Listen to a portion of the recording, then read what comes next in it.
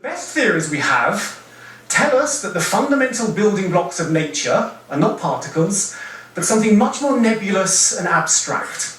The fundamental building blocks of nature are fluid-like substances which are spread throughout the entire universe and ripple in strange and interesting ways.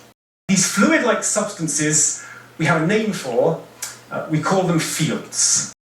The physicist's definition of a field is the following. It's something that, as I said, is spread everywhere throughout the universe. It's something that takes a particular value at every point in space, and what's more, that value can change in time.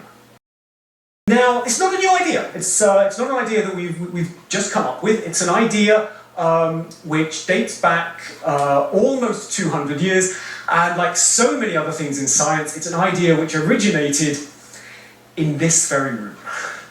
Because, as I'm sure many of you are aware, this is the home of Michael Faraday. So what he envisaged was that threaded everywhere throughout space were these invisible objects called the electric and magnetic fields. I want to stress, it's one of the most revolutionary abstract ideas in the history of science, that these electric and magnetic fields exist.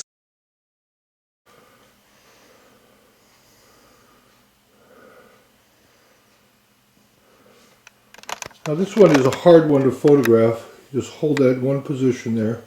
Let me move the camera up and down.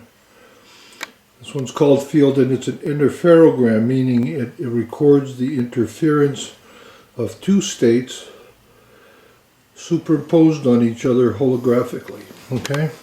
So what that means in other terms is that if I apply a stress point right there, you will see that stress point holographically if it has something to refer to. Same thing happens here.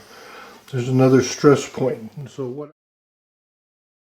A stainless steel plate where I have two screws in the back and a piece of wood that I can tune it by tightening and creating stress at those 2 points. And that's what I'm doing, is creating the most basic form of holographic evidence of the way energy works. Like a piece of music, create a chord of 2 notes.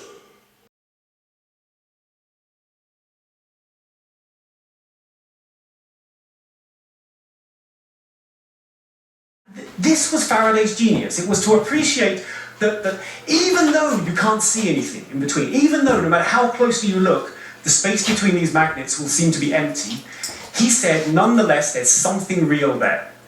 There's something real and physical which is invisible but is building up, and that's what's responsible for the force. So he called them lines of force, we now call it the magnetic field. And then Faraday did the following thing. He simply moved this small coil A through this big coil B, like this. And something miraculous happened.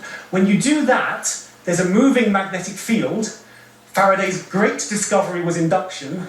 It gives rise to a current in B, which then over on this end of the table makes a needle flicker, like this. So extremely simple. You move a magnetic field, and it gives rise to a current which makes a needle flicker on the other side of the table. This astounded audiences in the 1800s, okay? Because you were doing something and affecting the needle on the other end of the table, yet you never touched the needle. You know, it was amazing. You could make something move without ever going near it, without ever touching it. You can do the same experiment. You can pick up your cell phone, you can press a few buttons, you can call somebody on the other end of the earth within seconds.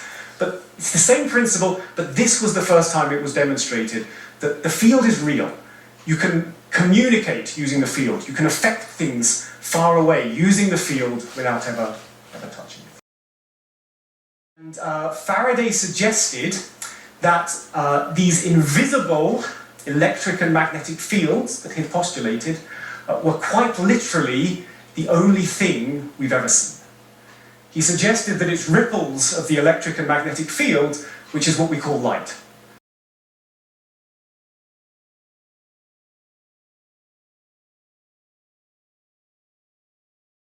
It turns turns out this idea of fields was much more important than Faraday had realized.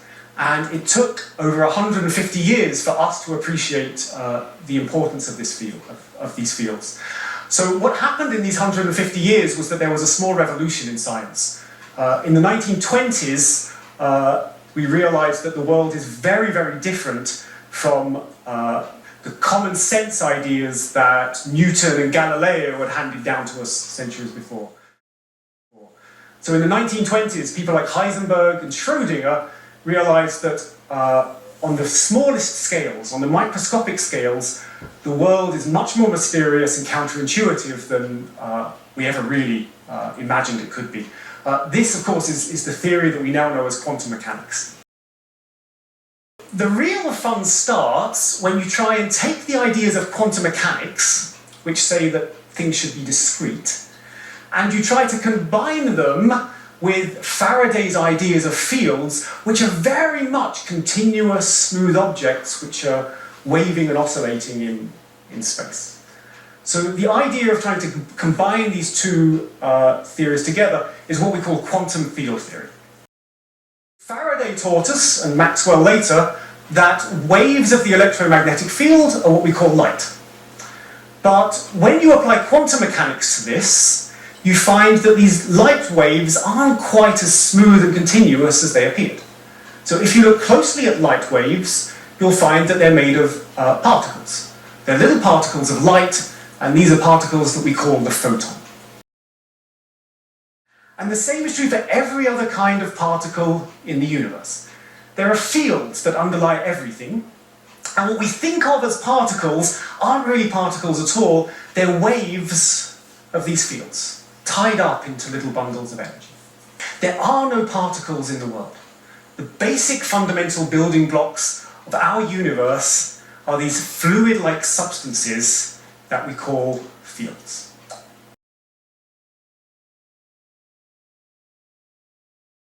So here's the first thing. Take a box and take every single thing that exists out of that box. Take all the particles out of the box, all the atoms out of the box. What you're left with is a pure vacuum, and this is what the vacuum looks like. So what you're looking at here is a computer simulation using our best theory of physics. It's something called the Standard Model, which I'll introduce later. But it's a computer simulation of absolutely nothing. Okay? This is empty space. Literally empty space with nothing in it. This is the simplest thing you could possibly imagine in the universe. And you can see it's an interesting place to be, empty space. It's not dull and boring. What you're looking at here is that even when the particles are taken out, the field still exists. The field still exists.